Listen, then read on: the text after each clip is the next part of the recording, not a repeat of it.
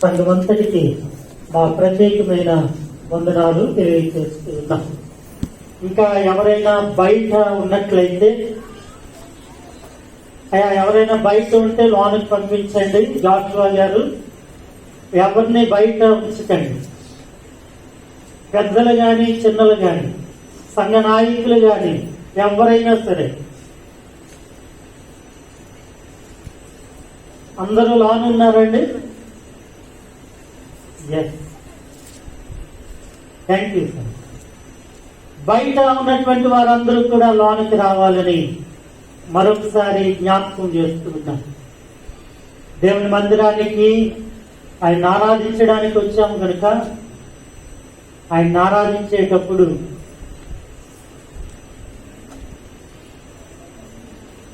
దేవుని మందిరంలో ఉండి ఆరాధన చేద్దాం. యెహోవా చేత ఆశీర్వదింపబడిన వాడా ఎక్కడికి రావాలి? బయటికి వెళ్ళాలి కాదు కదా, లోనకి రావాలి. యెహోవా చేత ఆశీర్వదింపబడినటువంటి ప్రతి ఒక్కరు కూడా లోన ఉండాలి. లోన ఉండడాన్ని బట్టి దేవుని మహిమను మనం చూడగలం, దేవుని యొక్క స్వరాన్ని మనం వినగలం. బయట ఉన్నట్లయితే స్వరం వినబడొచ్చేమో కానీ మన దృష్టి స్వరం మీద ఉండదు. కనుక దేవుని మందిరంలో చక్కగా ఏసీలు ఉన్నాయి. ఒకవేళ అవి పనిచేయకపోవచ్చేమో కానీ మీ అన్ని బాగానే పనిచేస్తున్నాయి. చల్లగా చక్కగా దేవుని వాక్యాన్ని వినండి. గతించిన కొద్ది వారాల నుండి యెహోవా నామము అనేటువంటి అంశాన్ని మనం ధ్యానిస్తూ ఉన్నాం. యెహోవా అనేటువంటి వాడు ఒక్కడే దేవుడు. నేను ఒక్కడినే దేవుడను, నేనే యెహోవాను, నేను తప్ప మీకు వేరే దేవుడు దేవతలు లేరు అని యెషయా గ్రంథములో ఇశ్రాయేలు ప్రజలతో దేవుడు ప్రవక్త అయినటువంటి యెషయా ద్వారా మాట్లాడుతూ ఉంటాడు. అంటే ఒకవేళ మనం ఏ పేరు పెట్టి పిలుచుకున్నా దేవుడు మాత్రము యెహోవా ఒక్కడే. ఆయన మాత్రమే అనేక రీతులుగా ఆయన గుణలక్షణాలన్నీ కూడా ప్రజలకు చూపించాడు. ఆ గుణలక్షణాలు చూపించేటువంటి సమయంలో ఒక్కొక్కరిది ఒక్కొక్క అనుభవం. అబ్రహాముది ఒక అనుభవం, ఇస్సాకుది ఒక అనుభవం, యాకోబుది ఒక అనుభవం, యాకోబు యొక్క 12 కుమారుల అనుభవాలు, మోషే అనుభవం, యెహోషువ అనుభవం, కాలేబు అనుభవం, ఇలాగా ఒక్కొక్కరి అనుభవాన్ని బట్టి దేవుడు నాకు ఇది, నా యెడల ఈ లక్షణము ఆయన చూపించాడు కనుక ఆయనకి పేరు అనేటువంటి ఆ పేర్లు పెట్టుకున్నటువంటి విధానాన్ని మనం ధ్యానిస్తూ ఉన్నాం. అయితే కొన్నిసార్లు యెహోవా దేవుడే ఆయన నేను ఫలానా అనేటువంటి విషయాన్ని వారికి చెప్పినట్లుగా దేవుని వాక్యములో చూస్తూ ఉంటాం. నిన్నటి దినాన్ని యెహోవా నా బలం ధ్యానించి, ఈరోజు యెహోవా మహిమ అనేటువంటి అంశాన్ని మనము ధ్యానిస్తూ ఉన్నాం. యెహోవా మహిమ అనేటువంటి మాట, దానికి హీబ్రూలో హక్కవోత్ అనేటువంటి మాట. హక్కవోత్, హక్కవోత్ అంటే దేవుని మహిమ అనేటువంటి గొప్ప అర్థాన్ని కలిగినటువంటి నామం. యెహోవా యొక్క మహిమ పాత నిబంధన కాలము నుండి ఇప్పటి వరకు కూడా ప్రజలతో ఏ రీతిగా ఉంది, ఆయన మహిమ ప్రజలను ఏ రీతిగా నడిపిస్తూ ఉంది, ఆయన మహిమలో ఉండేటువంటి శక్తి, ఆశ్చర్యకరమైనటువంటి శక్తి ఎలాగ ఉంది అనేటువంటి విషయాలు లేఖనాలలో మనం చూస్తూ, ప్రత్యేకముగా యెహోవా మహిమ అనేటువంటిది ఎక్కడ ప్రారంభమైంది అనంటే ఇశ్రాయేలీలు ఐగుప్తు నుండి బయటికి వచ్చిన తర్వాత, ఎర్ర సముద్రాన్ని దాటిన తర్వాత, సినాయి అరణ్యం నుండి రెఫీదీము వరకు వచ్చిన తర్వాత వారికి మార్గ మధ్యములో ఆహారము, దాహము వారికి అవసరమైనటువంటి సమయములు దేవుడు వారికి ఆ మహిమను చూపిస్తున్నట్లుగా దేవుని వాక్యములో మనం చూస్తూ ఉంటాం. ఇశ్రాయేలు మోషే మీద సరుగుతూ ఉన్నారు, మమ్మల్ని ఎందుకు ఇక్కడికి తీసుకుని వచ్చావు? ఐగుప్తులో ఉంటే చక్కగా పొయ్యి దగ్గర కూర్చుని కుండలో వండుకుని తినేవారం కదా, మమ్మల్ని అరణ్యంలో చంపేయడం ఎందుకు? తిండి లేకుండా రుచికరమైనటువంటి ఆహారం లేదు, అదేదో మన్నా వస్తుంది, అది అంత రుచిగా లేదు. మాకేం కావాలి? దాంట్లోకి మాంసము కావాలి. మనం కూడా అక్కడి నుండి వచ్చినామే కదా, కాబట్టి మనకి కూడా కావాలి. ఒక్క పూట లేకపోతే ఒక్కొక్క అయ్యగారు గృహాల్లో మంచి పండగ చేస్తారు. ఇశ్రాయేలీయులు ఎప్పుడైతే దేవుని మీద, దేవుడు ఏర్పాటు చేస్తున్నటువంటి నాయకుల మీద తిరగబడి సనుగుతూ ఉన్నారో దేవుడు వారి సనుగులు ఆలకించాడు. ఆలకించి వాటితో ఏమని చెప్తున్నాడు అని అంటే, ఈ సనుగులు నేను విన్నాను. మోషే అంటాడు కదా, మీరు రేపటి దినాన్ని దేవుని మహిమను చూస్తారు. ఆయన మీకేం చేయబోతూ ఉన్నాడో ఆ చేసినటువంటిది మీరు చూస్తే దేవుని మహిమ అనేటువంటిది ఏమిటో మీకు కనబడతారు. నిర్గమాకాండము 16వ అధ్యాయము 10వ వచనాన్ని చదవండి. నిర్గమాకాండము 16వ అధ్యాయము 10వ వచనం.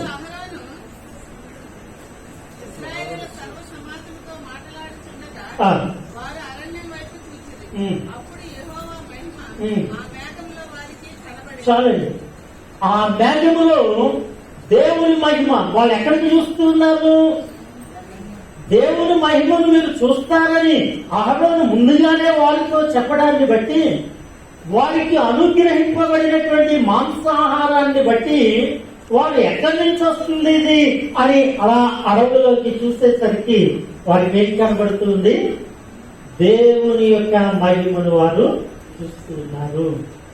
ప్రియులారా, ఇశ్రాయేలీయులను విడవకుండా దేవుని మహిమ వారితో పాటు ఉంటున్నటువంటి విధానాన్ని దేవుని వాక్యంలో మనం చూస్తూ ఉన్నాం. 40 సంవత్సరాలు కూడా దేవుని సన్నిధి వారితో లేకుండా వారి ముందుకు కొనసాగలేదు. దేవుని యొక్క సన్నిధి, దేవుని మహిమ అనంటే దేవుని యొక్క సన్నిధి. వారు ప్రయాణమై వెళ్తూ ఉన్నారు. ప్రయాణమై వెళ్తున్నటువంటి సమయంలో దేవుడు ఒకనొక దినాన్ని మోషేని పిలిచి, అయ్యా నువ్వు కొంతమందిని తీసుకుని కొండెక్కిరా, వారిని కొంచెం ఎడముగా ఉంచి నీవు నాకు సమీపముగా రా.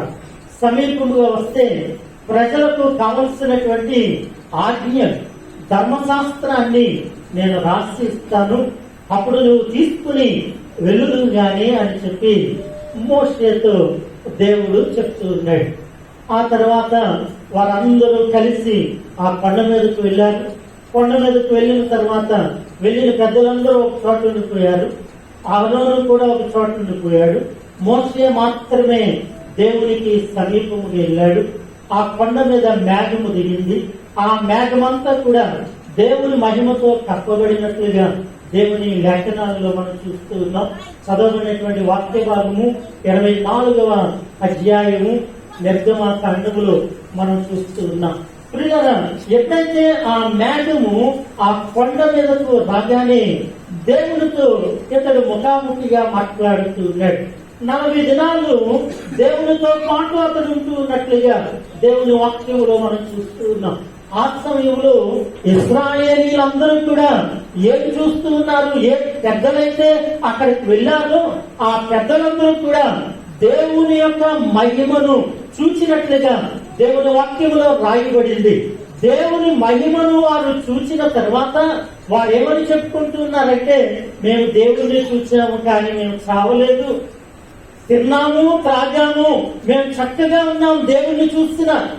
ప్రియులారా, దేవుని మహిమను చూసి కూడా మేము బ్రతికాము అనేటువంటి ఆలోచన వారి జీవితాల్లో కలిగింది. అంటే దేవుని మహిమను చూడడము అనేటువంటిది ఏ నరునికి కూడా సాధ్యము కాదు. దేవుని మహిమను చూడాలి అంటే దేవుడు ఎంత పరిశుద్ధుడిగా ఉన్నాడో నీవు కూడా అంత పరిశుద్ధుడిగా ఉంటేనే తప్ప ఆయన మహిమను చూడడము అనేటువంటిది చాలా కష్టమైనటువంటి పని. అక్కడికి కూడా మోషే అడిగాడు, అయ్యా 33వ అధ్యాయంలో మనం చదువుతాం, అయ్యా నీవు నాకొక్కసారి కనబడు నాయన. అంటే దేవుని మహిమను చూడాలి అనేటువంటి ఆశ, దేవుని మహిమను చూస్తే అదొక గొప్ప అనుభూతి తనకు కలుగుతుంది అనేటువంటి ఆలోచనతో అతడు అడుగుతూ ఉన్నాడు. కానీ దేవుడు అతనికి ఏమాత్రం కూడా ముఖాన్ని చూపించాడు. ఆ తర్వాత కాలంలో దేవుడు వారికి ఒక నిబంధన మందస్సాన్ని చేయమని మోషేకు ఆజ్ఞాపించాడు. మోషే అట్టి ప్రకారముగా మందస్సాన్ని చేసిన తర్వాత ఏ ధర్మశాస్త్రాన్ని అయితే దేవుడు ఇచ్చాడో ఆ ధర్మశాస్త్రాన్ని అందులో పెట్టమన్నాడు. ఈ నిబంధన మందస్సును పెట్టడానికి ఒక ప్రత్యేకమైనటువంటి ఒక డేరా లాంటిది వాళ్ళు అక్కడ ఏర్పాట్లు చేసుకుని ఆ డేరాలో దీన్ని పెట్టాలి అని చెప్పి దేవుడు ఆజ్ఞాపించాడు. అది పెట్టిన తర్వాత ఏమేమి చేయాలో నియమ నిబంధనలన్నీ కూడా మోషేకు అహరోనుకు తెలియజేశాడు. ఆ బాధ్యత అహరోనుకు అప్పచెప్పాడు. యాజకులు మాత్రమే మందస్సము దగ్గరికి వెళ్ళగలిగినటువంటి వారు. అది అతి పరిశుద్ధ స్థలములో ఉంటుంది కనుక యాజకులు మాత్రమే అక్కడికి వెళ్ళాలి అనే ఉద్దేశంతో వారు అరణ్యంలో ఉంటూ ఉండగానే దేవుడు అహరోనుకు ఆ బాధ్యత అప్పగించినట్లుగా దేవుని వాక్యములో మనం చూస్తూ చాలా అద్భుతాలు దేవుని సన్నిధి వారితో ఉంటూ ఉన్నప్పుడు వారు చూస్తారు.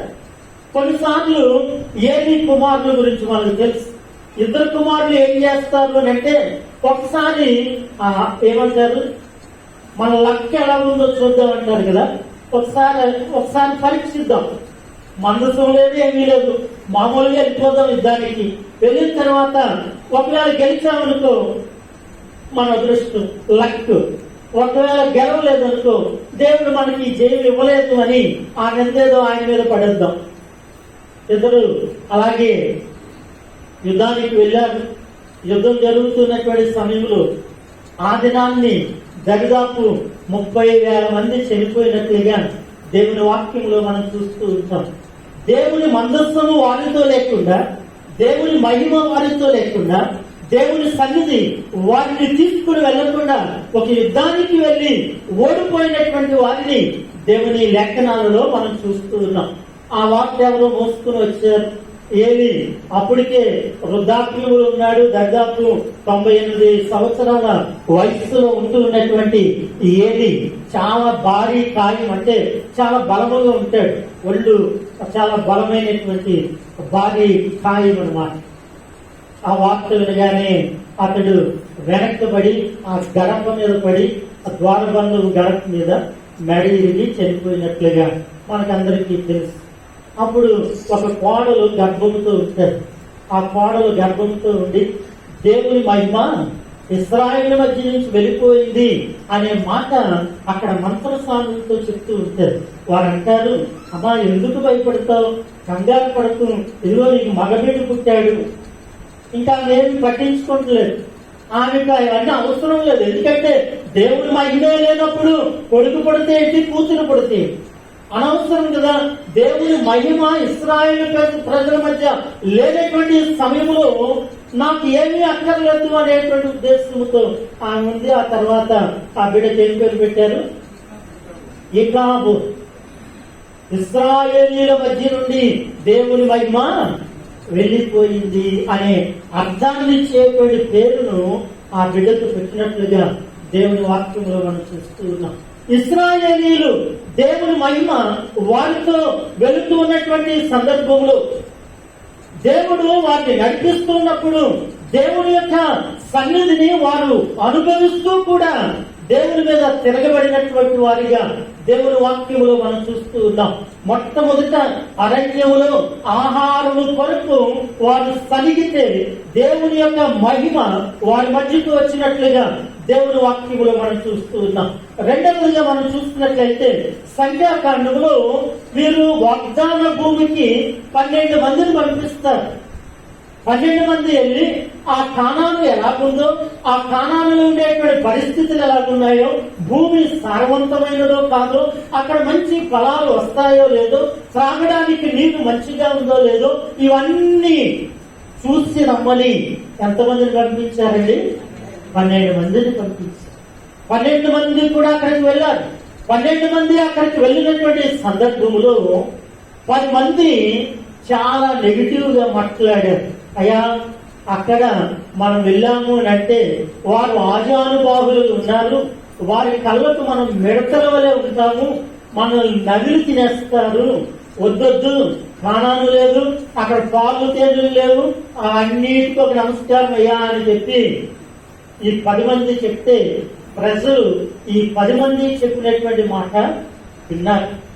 10 మంది చెప్పినటువంటి మాట విన్న తర్వాత ఈ మాట ఎప్పుడైతే మిగిలినటువంటి ఇద్దరుకు అనగా కాలేబుకు యెహోషువకు ఈ మాటలు వినబడ్డాయో వారు తట్టుకోలేకపోతున్నారు. ఏంటి, దేవుడు వాగ్దానం చేస్తున్నటువంటి దానిలో ఎవరో ఒకడు ఉన్నాడు అని అంటే వారికి భయపడవలసినటువంటి అవసరమే ఉంది. అయ్యా, వారికి భయపడొద్దు, దేవుడి మీద తిరగబడద్దు, మనం అక్కడికి వెళ్దాం, మనం జయిస్తాము అని వీళ్ళిద్దరూ ఏం చేస్తారు అని అంటే బట్టలు చింపుకున్నారంట. అంటే వాళ్ళు ఇంకా ఆగలేకపోతూ ఉన్నారు. ఈ 10 మంది చెప్పడం ఏంటి, జనాలందరూ వినడం ఏమిటి అని ఎప్పుడైతే ఆ ఇద్దరు చెప్తూ ఉన్నారో అక్కడ ఉండేటువంటి జనాలందరూ కూడా ఏం చేస్తున్నారంట, రాళ్లతో కొట్టి చంపండి, వాళ్ళిద్దరిని రాళ్లతో కొట్టి చంపండి అనేటువంటి ఆ మాట తర్వాత అక్కడ ఏమైంది అని అంటే దేవుని మహిమ ఇశ్రాయేలీయుల మధ్యకి వచ్చిందట. ఏది వాస్తవమో ఏది సత్యమో చెప్పినటువంటి కాలేబు యెహోషువ మాటలు దేవుడు దృష్టించి అక్కడికి వచ్చి ఏమంటున్నాడంటే వారికి ఎప్పుడైతే దేవుని మహిమ వారి మధ్య కనబడ్డాదో, ఇశ్రాయేలీయుల మధ్యకు దేవుని యొక్క సన్నిధి, ఆయన ప్రసన్నత ఎప్పుడైతే దిగి వచ్చిందో అప్పుడు ఇశ్రాయేలీలో భయము కలిగింది. ఒకవేళ దేవుని మహిమ అనేటువంటిది అక్కడ లేకపోతే ఆ 10 మంది మాటే విందురు, ఈ కాలేబును యెహోషువను కూడా చంపివేద్దురు. కానీ దేవుడు అన్యాయస్తుడు కాదు, ఆయన మహిమ వారిని నిత్యము నడిపించేటువంటిది కనుక కాలేబు పక్షముగా యెహోషువ పక్షముగా దేవుడు ఉండి వారు చెప్పినటువంటి మాట ప్రకారమే వారు కానానులోకి వెళ్ళడానికి సిద్ధపడినట్లుగా దేవుని వాక్యములో మనం చూస్తూ ఉన్నాం. అలాగే కాలేబు గురించి దేవుడు చెప్తాడు కదా, కాలేబు అతడు ఏమైతే చూస్తూ వచ్చాడో, అతడు ఏమైతే ఇష్టపడుతున్నాడో అదంతా కూడా అతనికి నేను ఇస్తాను, అందులోకి నేను ప్రవేశపెడతాను అని దేవుడు వాగ్దానం చేసినట్లుగా దేవుని వాక్యములో మనం చూస్తూ ఉంటాం. ఆ తర్వాత కాలంలో అక్కడ జరిగినటువంటి సంఘటన మనందరికీ తెలుసు. యెహోషువ భూములు పంచిపెడుతూ ఉన్నాడు, స్థలాలు పంచిపెడుతూ ఉన్నాడు. కాలేబు వంతు వచ్చింది. కాలేబు వంతు వచ్చేసరికి అప్పటికే జనాలందరూ కూడా కాలేబు అంటే ఇష్టపడటం లేదు. ఎందుకు అంటే కాలేబు ఇశ్రాయేలీయుడు కాదు. కాలేబు వీళ్ళు అరణ్య ప్రయాణంలో వచ్చేటప్పుడు ఎక్కడో మధ్యలో కలిశాడు. మధ్యలో కలిసినటువంటి కాలేబు వారితో చాలా చక్కగా ఉంటూ దేవుని ధర్మశాస్త్రాన్ని పాటిస్తూ దేవుడి మార్గంలో నడుస్తూ దేవుని భయభక్తులు కలిగినటువంటి వాడు ఉంటున్నటువంటి కాలేబును వారెవరు ఇష్టపడతలేదు. ఎందుకంటే మావాడు కాదు, ఎక్కడి నుండో వచ్చాడు కనుక వీటి మాత్రం చేరనివ్వకూడదు. యెహోషువ కూడా తక్కువ వాడు కాదు. యెహోషువ పనిచేటప్పుడు ఏం చేస్తాడు అని అంటే కాలేబుకు, అయ్యా అదిగో అక్కడ కొండ ఉంది కదా, అక్కడికి అంటే కొండ ప్రాంతము నీరు ఉండదు, పంట పండదు, చాలా కష్టమైనటువంటి పని కదా. కాలేజీ కూడా అంటాడు, నాకు ఆ కొండే కావాలి. దేవుడు ఎప్పుడు పిలిచాడు నన్ను? 40 సంవత్సరాలప్పుడు పిలిచాడు. ఇప్పుడు ఎంత? 80 సంవత్సరాలు. అయినా కొండ మీదకి ఎక్కి దిగి రాగలను, యుద్ధము చేయగలిగినటువంటి శక్తి నాకు. ప్రియులారా, దేవుని మహిమ అనేటువంటిది ఇశ్రాయేలీయుల జీవితంలో వారు బలహీనులు అనుకుంటున్నటువంటి సమయంలో వారిని బలపరిచి ముందుకు నడిపించేటువంటిదిగా దేవుని మహిమను మనం చూస్తున్నాం. దేవుని మహిమ అనేటువంటిది నేటి దినాలలో కూడా మనకు చాలా ప్రాముఖ్యం. దేవుని మహిమ అంటే మరేమో కాదు, దేవుని యొక్క సన్నిధి. ఆయన సన్నిధి, ఆయన మనతో ఉండడు, ఆయన మనతో ఉండడు. మనము ఈ నిబంధన మందస్సం కొరకు చాలా చదువుతూ ఉంటాం. దినవృత్తాంతాల 2వ గ్రంథములో మనం చదువుతూ ఉంటాం. అక్కడ చదివేటప్పుడు దాన్ని ఎలాగ తయారు చేయాలో చెప్పాడు. అది తయారు చేసిన తర్వాత దాన్ని ఎవరెవరు మొయ్యాలో చెప్పాడు. ఎంత ఎడముగా ఉండాలో చెప్పాడు. ఒకవేళ పొరపాటున ఎవరైనా సరే తగలాలని కాకుండా ఒకవేళ పొరపాటున నడిచేటప్పుడు కాళ్ళు ఏమైనా వెలికి ఆ మందస్సం మీద కానీ పడితే అతడు చనిపోతాడు అక్కడ. అంటే చాలా దేవుడు పరిశుద్ధుడు. ఆయనే మందస్సం అంటే మరేదో కాదు, దేవుని యొక్క సన్నిధి, దేవుని యొక్క మహిమ అక్కడ ఉంది కనుక అది చాలా జాగ్రత్తగా వారు తోడుకుని వెళ్ళాలి. వారు ఎక్కడెక్కడికి వెళ్తూ ఉన్నారు, అక్కడక్కడ అంటే ఈ 40 సంవత్సరాలు కూడా వాటితోనే దేవుని యొక్క మందస్సం ఉంది. కొన్నిసార్లు అమోనీయులు పట్టుకుని వెళ్ళిపోయారు. కొన్ని ఆ చుట్టుప్రక్కల ఉన్నటువంటి దేశాల వారు వచ్చి వీటిని యుద్ధము చేయించి దాన్ని మోసుకుని వెళ్ళిపోయారు. మోసుకుని వెళ్ళిపోయిన తర్వాత ఏ ఊరికి వెళ్తే ఆ ఊరిలో అనేకమైనటువంటి జబ్బులు వచ్చి మరణాలు కలిగి ఆఖరికి భయపడిపోయి, అమ్మో ఇది ఇశ్రాయేలీయుల ప్రజలకు సంబంధించినటువంటిది, యెహోవా దేవునికి సంబంధించినటువంటిది కనుక దీన్ని మరలా మనం అక్కడికి చేర్చేద్దాం, అది చేర్చే విధానంలో ఎలాగ చేర్చాలయ్యా అని వారి పెద్దలను పిలిచి అడిగినప్పుడు వారి పెద్దలు అన్నారు, ఇది యెహోవా మందస్సము కనుక మనం దీన్ని మరలా వారికి చేర్చాలి అంటే కొన్ని బలులు అర్పించాలి. బలులు అర్పిస్తేనే కానీ ఇది మనం అక్కడికి తీసుకుని వెళ్ళలేము అనేటువంటి సమయంలో వారు బలులు అర్పించి మరలా అక్కడికి తీసుకుని వచ్చినటువంటి సందర్భాలు దేవుని వాక్యములో మనం చూస్తూ ఉన్నాం. ఎరుకో, హాయి, ఈ పట్టణాలు కూడా వారు దాటుతున్నటువంటి సమయంలో, ఈ మందస్సము వారితో ఉంటున్నటువంటి సమయంలో అన్ని చాలా సునాయాసముగా వారు దాటుకుని వెళ్ళినట్లుగా దేవుని వాక్యంలో చూస్తూ ఉంటాం. చివరికి యోర్దాను నది దాటేటప్పుడు ఈ మందస్సము యాజకులు మోస్తూ ఉంటే ఆ యోర్దాను నది వీరు కాలు పెట్టిన వెంటనే ఆగిన నేల వలె అది అయినట్లుగా దేవుని వాక్యంలో చూస్తూ ఉంటాం. అంటే దేవుని మహిమ అనేటువంటిది ఇశ్రాయేలు ప్రజలకు ఎంత ధైర్యం ఇచ్చిందో, ఎలాంటి సహాయం చేస్తుందో, దేవుని యొక్క మహిమను వారు అనుభవిస్తూనే దేవుని సన్నిధిని వారు కూడా తీసుకుని వెళ్తూనే దేవుని మీద తిరగబడినటువంటి జనాంగముగా దేవుని వాక్యములు మనం చూస్తూ ఉన్నాం. దేవుని మహిమ ఈ రోజు మన మధ్య ఉంది అని మనం నమ్మితే నిజమే. దేవుని మహిమ అనేటువంటిది కేవలము యెహోవా మాత్రమే వారితో ఉన్నాడు. ఈ దినాలలో ఆయన మనతో లేడు అనడానికి లేదు. యోహాను సువార్త 1వ అధ్యాయము 14వ వచనాన్ని ఒకసారి చదువుదాం. మనందరికీ తెలిసిన వాక్యం.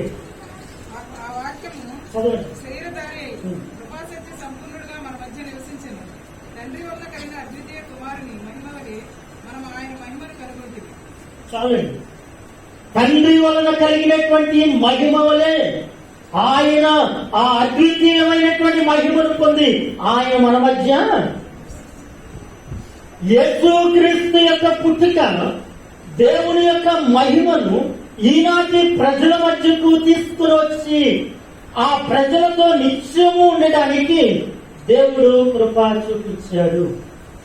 దేవుడు చూపించినటువంటి ఆ కృప అనగా దేవుడి సన్నిధి నీతో పాటు ఉండడానికి ఆయన నిన్ను ప్రేమించి ప్రభువైనటువంటి క్రీస్తుని లోకానికి పంపినట్లుగా దేవుడి వాక్యంలో మనం చూస్తూ ఉన్నాం. యెషయా భక్తుడు ప్రవచిస్తూ ఉంటాడు.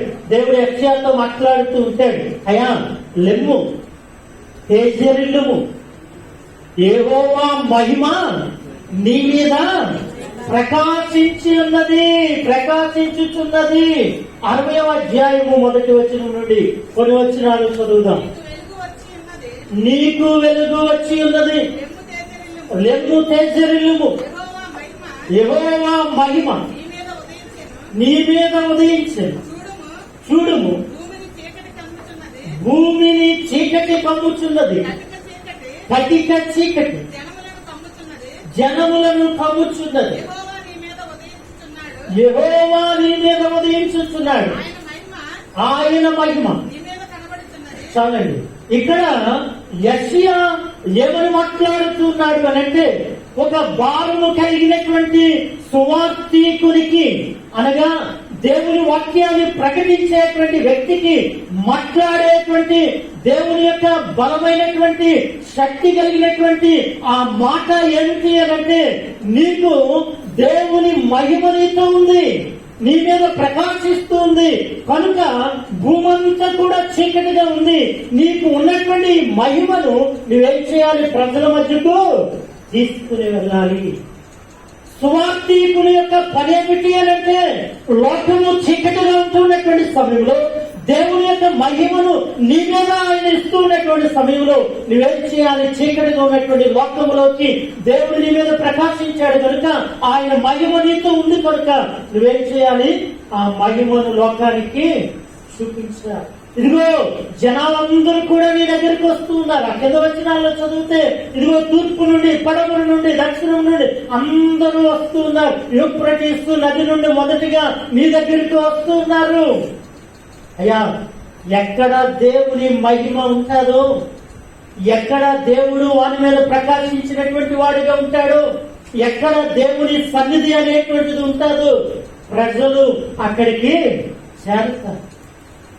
ఎవరు పిలవక్కర్లేదు, ఎవరు కూడా వెళ్ళి మా దేవుని దగ్గరికి రండి అని చెప్పక్కర్లేదు. దేవుని మహిమను నువ్వు కలిగి ఉంటే, దేవుని యొక్క ప్రసన్నతను నువ్వు కలిగి ఉంటే, దేవుని యొక్క సన్నిధిని నీవు కలిగి ఉంటే, ఆయన అంటూ ఉన్నాడు కదా, వారే నీ దగ్గరికి ఎలా వస్తున్నారంట? పరిగెత్తుకుని వస్తున్నారయ్యా. దేవుని మహిమ మనం అనుభవించేటువంటి వారిగా ఉండాలి. దేవుని మహిమను మనం ఎప్పుడైతే అనుభవిస్తామో, దేవుని మహిమను మనం ఎప్పుడైతే కావాలని కోరుకుంటామో, దేవుడు నిత్యము కూడా మనతో ఉండేటువంటి వాడిగా. చివరిగా ఒక వాక్యాన్ని మీకు జ్ఞాపకం చేస్తారు. అపోస్తలులు పరిచర్య చేస్తున్నటువంటి దినాలలో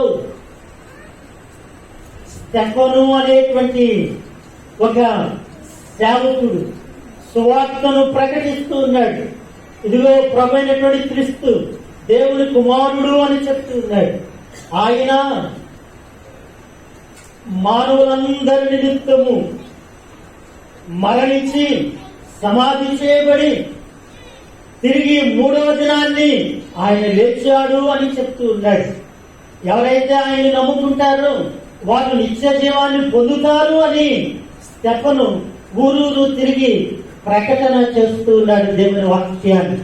అలాంటి సమయంలో ఆ మాటలు ఎవరికి నచ్చక అతన్ని పట్టుకుని బంధించి రాళ్లతో కొట్టి చంపుతూ ఉన్నారు. ఒక గొయ్యి తీశారు, గొంతులో అతన్ని పడేశారు. పడేసిన తర్వాత అతన్ని రాళ్లతో కొడుతూ ఉంటే అతడు ప్రార్థన చేస్తూ ఉన్నాడు. అపోస్తలుల కార్యముల గ్రంథము 7వ అధ్యాయము 55వ వచనాన్ని చదువుదాం. అయితే అతడు పరిశుద్ధాత్మతో నిండుకొనిన వాడై ఆకాశము వైపు తేరి చూచి దేవుని మహిమను, యేసు దేవుని కుడిపార్శ్వమందు నిలిచి ఉండుటయు, ఆకాశము తెరవబడుటయు, మనుష్య కుమారుడు దేవుని కుడిపార్శ్వమందు నిలిచి ఉండుట సూచిస్తున్నానని చెప్పాను. చూడండి, ఒక సువార్త చెప్పేటువంటి స్టెఫెన్ పరిశుద్ధాత్మతో నిండుకున్నటువంటి వాడిగా మరణించేటువంటి సమయంలో రాళ్ళు ప్రతి ఒక్కరి చేతిలో ఉన్నాయి. అప్పటికే రాళ్లతో కొట్టారు, అతన్ని రాళ్లతో కొట్టి చంపుతూ ఉన్నారు. అతడు మొక్కాలేసాడు. మొక్కాలేసి ఆకాశం వైపు తేరి చూస్తూ ఉన్నాడట. ఆకాశం వైపు తేరి చూసినప్పుడు అతడికి ఏం కనబడ్డది? దేవుని మహిమ అతనికి కనబడుతుంది. దేవుని మహిమ అతడు ఎప్పుడైతే చూస్తూ ఉన్నాడో, వీరు రాళ్లతో కొట్టినా ఎలాగ కొట్టినని చెప్పినా పర్వాలేదు, అతడు ఇదిగో నేను దేవుని మహిమను చూస్తూ ఉన్నాను, దేవుని కుమారుడైనటువంటి క్రీస్తు ఆయన కుడిపార్శ్వమందు ఉన్నాడు అనేటువంటి మాట ఇతడు ప్రజలకు ఎప్పుడైతే చెప్తూ ఉన్నాడో, వారు వెంటనే చెవులు మూసుకుని చదవండి. అప్పుడు వారు పెద్ద కేకలు వేసి చెవులు మూసుకుని ఏకముగా అతని మీద పడి పట్టణపు వెలుపలికి అతనిని వెళ్ళగొట్టి రాళ్ళు రువ్వి చంపిరి. సాక్షులు సౌలను ఒక యవనుని పాదముల యొద్ద అతని వస్త్రములు పెట్టిరి. ప్రభువును గూర్చి మొరపెట్టుచు, యేసు ప్రభువా నా ఆత్మను చేర్చుకొనమని స్టెఫను పలుకుచుండగా వారు అతనిని రాళ్లతో కొట్టిరి. చూడండి, అతడు మోకాళ్ళుని ప్రభువా వారి మీద ఈ పాపము మోపకమని గొప్ప శబ్దముతో పలికాను. ఈ మాటలు పలికి చూడండి, సౌలు అతని చావునకు సమ్మతించాను.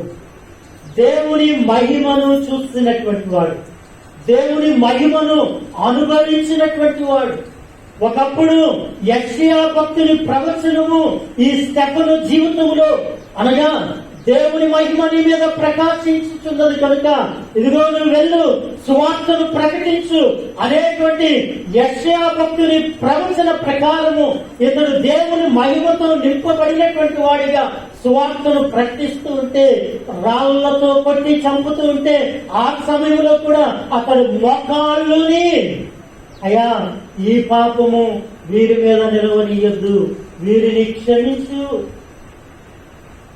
ఉదయాన్ని దేవుని వాక్యాన్ని వింటున్నటువంటి మనము మన జీవితాలలో దేవుని సన్నిధిని కోరుకుంటే, దేవుని మహిమను కోరుకుంటే, దేవుని యొక్క ప్రసన్నతను మనం కోరుకుంటే, ఇశ్రాయేలు జీవితంలో ఆ మహిమ ఏ రీతిగా వారిని నడిపించిందో, ఇశ్రాయేలు జీవితంలో ఆ మహిమ వారికి ఏ రీతిగా తోడిగా ఉండి నడిపించిందో, ఈరోజు నిన్ను నన్ను కూడా అదే మహిమ ఆనాడు 40 సంవత్సరాలు అరణ్యములో వారితో ఉన్నటువంటి ఆ మహిమే ఈరోజు నీతో నాతో కూడా నిత్యము ఉంది అనేటువంటి విషయాన్ని మనము జ్ఞాపకము చేసుకోవాలి. దేవుని మహిమను నిత్యము మనము కోరుకోవాలి. అయా నీ సన్నిధి నాతో ఉంచేయాలి, నీ సన్నిధి మా మధ్య ఉంచేయాలి, నీ సన్నిధి మా కుటుంబంలో ఉంచేయాలి, నీ సన్నిధి మా ఇద్దరి మధ్య ఉంచేయాలి, నీ సన్నిధి మా కూడుకులో ఉంచేయాలి. నిత్యము కూడా దేవుని మహిమను కోరుకునేటువంటి వారిగా, దేవుని మహిమను మనం ఎప్పుడైతే కోరుకుంటామో, ఇశ్రాయేలీయులు ప్రయాణం అంతట్లో కూడా ఆ రీతిగానే జరిగిన. ఏ రీతిగా మేఘం వచ్చి ఆ పైకి వెళ్తూ ఉంటే, ప్రత్యక్ష గుడారం పైకి వీరు ప్రయాణం సాగిస్తూ ఉండేవారు. మరలా మేఘము దిగితే వారు అక్కడ ఉంటూ ఉండేవారు. వారి అరణ్య ప్రయాణం అంతా కూడా ఆ రీతిగానే వారికి సాగినట్లుగా దేవుని వాక్యంలో మనం చూస్తూ ఉన్నాం. అందుకనే కీర్తనకారుడు ఉన్నాడు కదా, మనం చదివినటువంటి ఉత్తర ప్రత్యుత్తర భాగంలో 24వ కీర్తనలో, గుమ్మములారా మీ తలలు పైకెత్తుకునుడి, మహిమ గల రాజు ప్రవేశించినట్లు పురాతనమైన తలుపు ద్వారా మిమ్ములను లేవనెత్తి మహిమ గల రాజు ప్రవేశించినట్లు ఈ పురాతనమైన తలుపులు లేకపోతే గుమ్మములు వీటి కొరకు దేవుడు మాట్లాడేటువంటి మాట ఏమిటి అంటే పురాతనమైన కాలము నుండి వాటి జీవితాలలో మూఢ నమ్మకాలు విగ్రహారాధనకు సంబంధించినటువంటివి ఇలాంటివన్నీ కూడా కలిగినటువంటి వారిగా మహిమగల రాజు ప్రవేశించకుండా వారు కుదించుకుపోయినటువంటి వారిగా ఉంటూ ఉన్నారు. అలాంటి వారితో దేవుడు మాట్లాడుతున్నాడు, మీ తలలు పైకెత్తు. గుమ్మాలకి ఎప్పుడు అలా క్రిందకు ఉండడం కాదు, గుమ్మాలన్నీ కూడా లేవాలి పైకి. మహిమ గల రాజు ప్రవేశించినట్లుగా ఉదయాన్ని దేవుని వాక్యాన్ని వింటున్నటువంటి మన జీవితాలలో ఒకవేళ దేవుని మహిమను చూడాలి అనుకుంటే, దేవుని సన్నిధి నిత్యము మనతో ఉండాలి అనుకుంటే, మనము దేవునితో పాటు ఉండి మహిమను అనుభవిస్తూనే, మహిమను మనం కోరుకుంటూనే, ఆయన సన్నిధిని అనుభవిస్తూనే ఆయన మీద తిరగబడేటువంటి ఇశ్రాయేలీల వలె కాకుండా దేవుని యందు భయభక్తులు కలిగినటువంటి వారిగా అనుభవించినటువంటి దానికి మనం ఫలించేటువంటి వారిగా దేవుని సన్నిధిలో ఉండాలి అని దేవుని సేవకులుగా కోరుతూ ఈ కొద్ది మాటలు ముగిస్తూ దేవుడు తన వాక్యాన్ని మన విడుకల్లో దీవించిన ప్రార్థన చేద్దాము. పరిశుద్ధుడా మీ గణనామమున వందనాలు చెల్లిస్తుంటా. అయా ఈ ఉదయాన్ని నీ వాక్యం ద్వారా మాట్లాడినందుకు వందనాలు. ఇశ్రాయేలు జీవితంలో నడిపించినటువంటి నీ మహిమ నేటి దినాలలో ప్రభైనటువంటి క్రీస్తు ద్వారా మమ్మల్ని నడిపిస్తున్నందుకు మీకు వందనాలు. కృప కలిగినటువంటి దేవ, అహరోనుతో నీవు ఆజ్ఞాపించిన రీతిగా బలి పశువు రక్తాన్ని నిబంధన మందస్వం మీద ప్రోక్షింపబడినటువంటి రీతిగా నేటి దినాలలో బలులను నువ్వు కోరకుండా నీ ప్రియ కుమారుణ్ణే ఆ అతి పరిశుద్ధ స్థలములు ఒక్కసారే మా పాపముల నిమిత్తమై ఆయన రక్తాన్ని ప్రోక్షించినందుకు మీకు వందనాలు, స్తోత్రాలు తండ్రి. నిబంధన మందస్సము ఉండగా దేవుని మహిమ ఆ మందిరాన్ని ఆవరించెను. దేవుని తేజస్సు ఆ మందిరమంతా నిండెను గనుక యాజకులు ఆ స్థలములో నిలవలేకపోయిరి అనేటువంటి ఆ మాటను బట్టి నీ సన్నిధిలో ప్రార్థన చేస్తున్నాం. కృప కలిగినటువంటి దేవా, నేటి దినాలలో అతి పరిశుద్ధ స్థలములో నిలవబడి యాజకత్వము చేయడానికి నీ సేవకులకు ఇచ్చినటువంటి నీ సన్నిధిని బట్టి నీకు వందనాలు, స్తోత్రాలు తండ్రి. అయా మోషేతో మీరు మాట్లాడారు.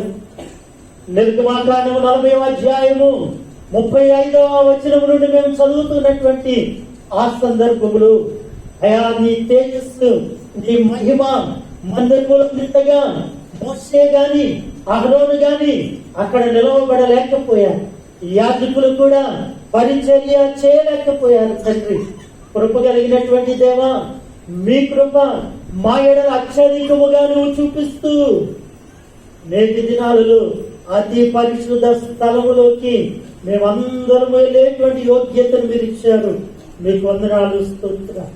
మీ సన్నిధిని అనుభవిస్తూ మీ మహిమను చూస్తూ ఇంకా మా జీవితాలు మారకపోతే ఇది లేదు అది లేదు అని ఇశ్రాయేలీలు సనిగినటువంటి రీతిగా అయా మాకేదో ఒక లోటును తీసుకుని అయా మాకు ఈ లోటును తీర్చలేదు కనుక నీ మీద తిరగబడేటువంటి వారిగా కాకుండా మహిమను అనుభవించేటువంటి వారిగా, ప్రతిదానికి తలవొగ్గేటువంటి వారిగా మమ్మల్ని ఉంచమని మీ సన్నిధిలో ప్రార్థన చేస్తున్నాం. ఉదయాన్ని వాక్యాన్ని విన్న ప్రతి బిడ్డను మీరు జ్ఞాపకం చేసుకునండి. నామకార్థ క్రైస్తవ జీవితాలను విడిచిపెట్టి యథార్థమైనటువంటి క్రైస్తవ జీవితాలలో జీవించడానికి కృప చూపించమని ప్రార్థన చేస్తున్నాం. సహాయం దయచేయండి. యెహోవా నామము ఎంత గొప్పదో, ఆ నామంలో ఉండేటువంటి గుణలక్షణాలు ఏమిటో, ఒక్కొక్కరి జీవితాల్లో ఆయన ఎలాంటి కార్యాలు చేస్తాడో వాటిని మేము ధ్యానిస్తున్నటువంటి సమయంలో విని విడిచిపెట్టేవారుగా కాకుండా ఆత్మ సంఘములతో చెప్పుచున్నటువంటి మాట చెవిగలవాడు వినుగాక అనేటువంటి లేఖనాన్ని బట్టి వినగలిగినటువంటి వారిగా, గ్రహించగలిగినటువంటి వారిగా, వాక్యానుసారము జీవించేటువంటి వారిగా మేము ఉండడానికి నీ కృప చూపించమని ప్రార్థన చేస్తూ ఉన్నాం. అయ్యా, ఆహారం లేకపోతే సనుగుడు, నీళ్లు లేకపోతే సనుగుడు. నాయనా, వారి సనుగుళ్లను మీరు విని వారికి మీ మహిమను మీరు చూపించారు. నేటి దినాల్లో కూడా మేము అనేక రీతులుగా సరుగుతున్నాం. మాకంటే గొప్పవారిని, మాకంటే ధనికులను, మాకంటే విద్యావంతులను, మాకంటే ఉన్నత స్థానాల్లో ఉన్నటువంటి వారిని చూసి అయా మేము అలాగే లేకపోయాము, నువ్వు ఎందుకు మమ్మల్ని ఇలా చేస్తావని మేము సరుగుతూ ఉన్నాం. అయా మమ్మల్ని క్షమించమని ప్రార్థన చేస్తూ ఉన్నాం.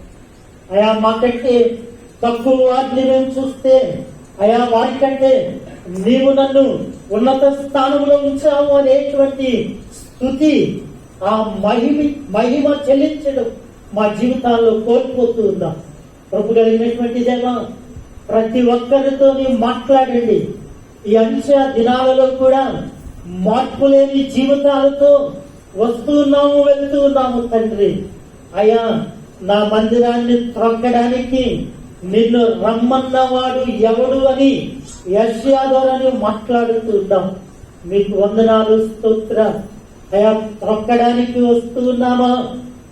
నీతో మేము త్రొక్కించుకోవడానికి వస్తున్నాము. మమ్మల్ని మేము పరీక్షించుకోవడానికి మీ కృప చూపించమని ప్రార్థన చేస్తున్నాం. ఎవరైతే దీనుడుగా నీ హస్తాల క్రింద ఉంటాడో వాడు హెచ్చింపబడును అనేటువంటి మాట మా జీవితాలలో గుర్తెరిగి ఆయా దీనులుగా నీ సన్నిధిలో ఉండడానికి నీ కృప చూపించమని ప్రార్థన చేస్తున్నాం.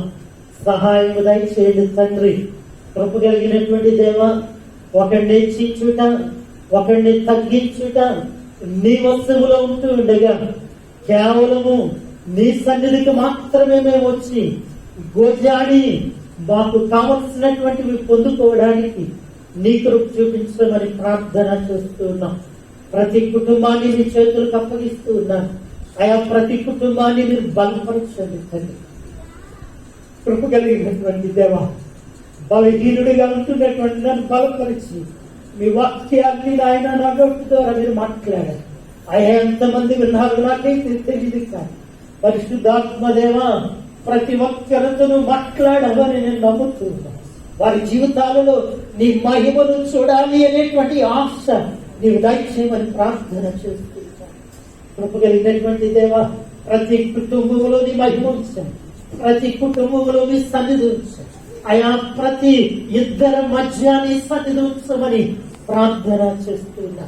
ప్రతి ఒక్కరి కూడికలో నీ సన్నిధి, నీ ప్రసన్నత, నీ మహిమ, నీ తేజస్సు ఉంచమని ప్రార్థన చేస్తున్నా. సింధియా బాప్టిస్టు సంఘము నీ మహిమతో నింపబడులాగున నీ కృప చూపించమని ప్రార్థన చేస్తున్నా. ఒకరి ఏడల ఒకరికి ద్వేషం, ఒకరి ఏళ్ళ ఒకరికి కక్ష, నాయన ఒకరంటే ఒకరికి పడకపోవడము, వీటన్నిటికీ వారిని దూరపరచమని ప్రార్థన చేస్తున్నా. సహాయం దయచేయండి తండ్రి. కృప కలిగినటువంటి దేవా, ఎంతబడేటువంటి గుంపులో సింధియా బాప్టిస్టు సంఘము ఉండడానికి నీ కృప చూపించమని ప్రార్థన చేస్తున్నారు. సహాయం దయచేయండి. వృద్ధులైనటువంటి వారు ఉన్నారు, అయా ఎంతో కన్నీటితో ప్రార్థన చేస్తున్నారు. ఎంతో మంది తల్లులు మీ సన్నిధిలో ప్రార్థన చేస్తున్నారు. రక్షణ లేనటువంటి బిడ్డల కొరకు వారు ప్రార్థిస్తూ ఉంటుండగా ప్రతి ఒక్కరి ప్రార్థనని వాళ్ళకి ఇచ్చమని ప్రార్థన చేస్తున్నారు. కృప కలిగినటువంటి దేవా, మీ రక్షణ కార్యాన్ని ప్రతి ఒక్కరి జీవితంలో, ప్రతి ఒక్కరి కుటుంబంలో దయచేయమని ప్రార్థన చేస్తున్నాను. సహాయం దయచేయండి తండ్రి. కృప కలిగినటువంటి దేవా, ఈ ఉదయాన్ని మా సంఘాన్ని ఎత్తి పట్టుకుంటూ ఉండేవిగా బలపరచండి. ఈ ఆత్మతో ప్రతి ఒక్కరిని నింపమని ప్రార్థన చేస్తున్నాను. ఆదిమ సంఘములు ఈ ఆత్మతో నింపబడినటువంటి వారు భాషలతో మాట్లాడారు తండ్రి. మీ ఆత్మతో నింపబడినటువంటి వారు భాషలకు అర్థాలు చెప్పారు నాయన. మీ ఆత్మతో నింపబడినటువంటి వారు స్వస్థత కార్యాలు చేశారు తండ్రి. ఇదిగో ఈ భాగ్యాన్ని, ఈ ఉదయాన్ని సింధియా బాప్టిస్టు సంఘానికి విరుస్తున్నందుకు మీకు వందనాలు ఇస్తూ, కృప కలిగినటువంటి దేవా, ప్రతి ఒక్కరిని నాయన మీరు ముట్టండి, ప్రతి ఒక్కరిని ముట్టండి నాయన. మీరే మహిమ పొందుమని ప్రార్థన చేస్తున్నాను. ఈ ఉదయాన్ని నాయన మహిమ గల రాజు ప్రవేశించినట్లుగా మేము ఎత్తబడడానికి నీ కృప చూపించమని ప్రార్థన చేస్తున్నాను. సహాయం దయచి మీరు మాత్రమే మహిమ పొందుతారు. ఎత్తబడిన వాక్యాన్ని ప్రతి హృదయంలో భద్రపరచి ఫలింపచ్చు. క్రీస్తు నామమున వేడుకొనుచున్నాము తండ్రి.